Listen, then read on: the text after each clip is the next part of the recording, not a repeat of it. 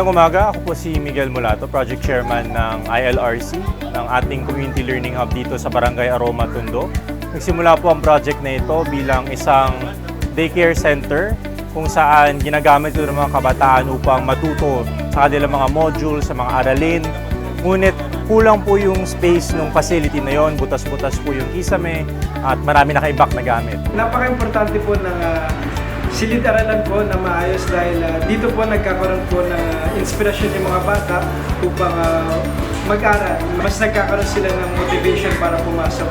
So ang aming pong project team ay inayos yung site, in-improve po namin siya, linagyan namin siya ng mga bagong lamesa, bagong furniture, linagyan namin siya ng loft, linagyan namin siya ng mga libro, printer, kung ano pa ang kailangan ng mga kabataan natin para matuto sila.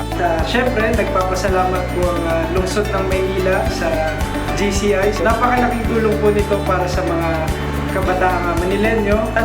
Magpatuloy pa po ang mga ganitong klaseng proyekto.